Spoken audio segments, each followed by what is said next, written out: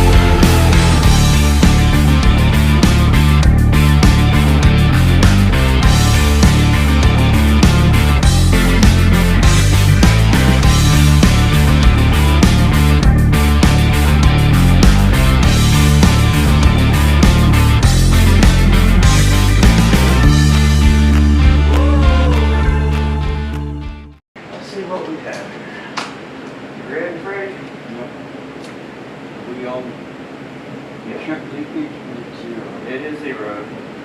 50 seconds.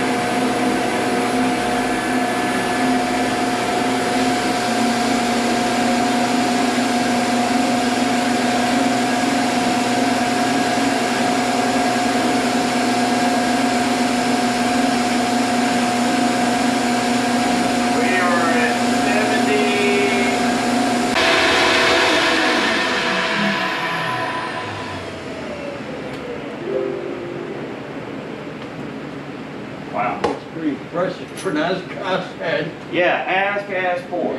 Yeah. Well, as you can see, the intake flow testing turned out to be pretty significant. This thing does everything that Greg Brown said it would do as far as flow numbers. Well, we just finished up our cylinder head testing. I'm going to show you the raw numbers here so you can decide what you think.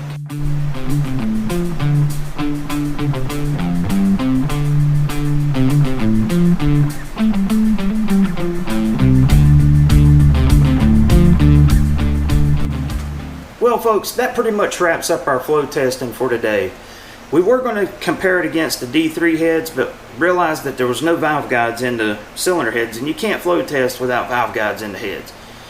But we did go and compare the numbers of this head against a cylinder head that DV had flowed, an SB2 head from a while back.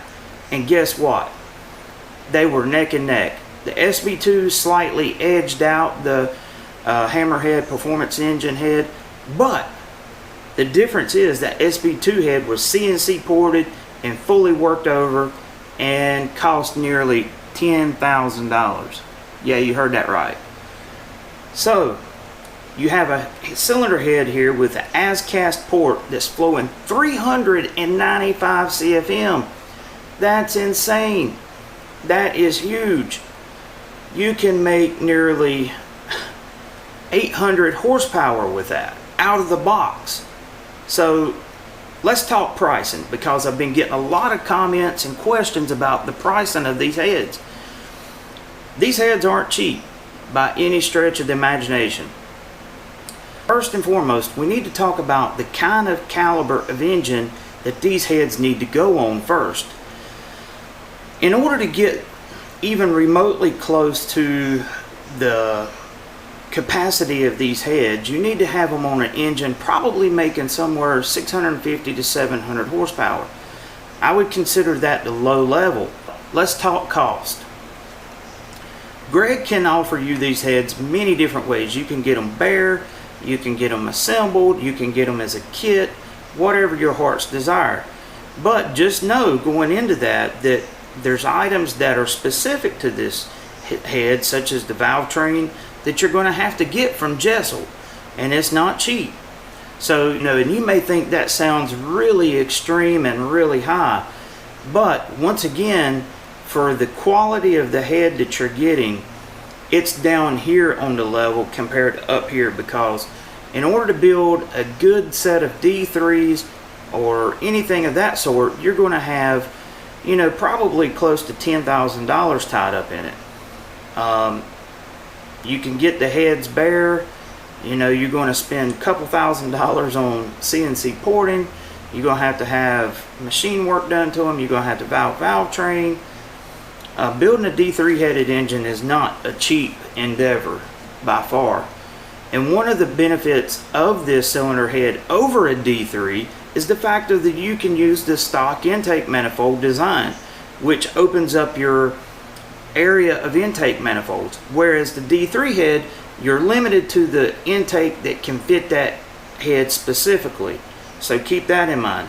Anything that fits a 351 Windsor will fit this cylinder head, and that's a huge plus in my book, because it just opens up the door of opportunity. Now, while this head is not cheap, it's not for it's not for everybody. It's not.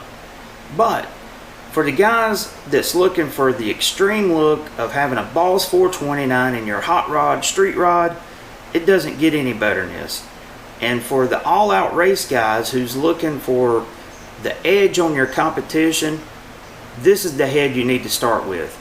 I know that there's other companies out there that make good quality heads, but I personally feel that this here, when sorted out, can take on any one of those heads that's offered for a small block Ford. Now we're going to get into something that's a curveball to you.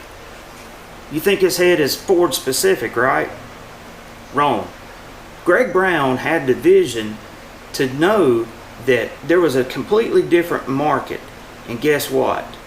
He made these heads where they will fit on an LS engine. Yeah, you heard me right, LS. You may say, well, how does that happen? Well, the bore space in between a small block Ford and a LS is basically about 20 thousandths. Small block Ford, you're looking at a 4.38 inch bore center versus a 4.4 inch bore center. So you're talking 20 thousandths difference. So it would be easy to mount these heads on an LS engine, because the LS engine has what? 10 head bolts per head. So the only problem is the valve arrangements, the intake and exhaust layout. And Chevrolet fixed it for Greg, because the LT series engines have the valve swapped to the Ford order, where you can put an LT cam in your LS and it'll work with this cylinder head. So that cylinder head has been on the cover of Hot Rod magazine. It's got some serious notoriety, but this is the first time that you're seeing it here on YouTube, and I'm just honored to be able to bring it to you guys. I hope you enjoyed this flow test. I hope you learned a little bit, because this thing is really going to deliver the mail. And one thing I want to ask you folks, do you want to see project mixed up balls with the cylinder heads as cast, as delivered, or do you want to see something a little bit more in depth and having David and myself modify these heads to improve the flow even more, because we were talking about that. So leave it in the comments of what you want to see, and until next time, this is Andy from Unity Motorsports. Catch you later.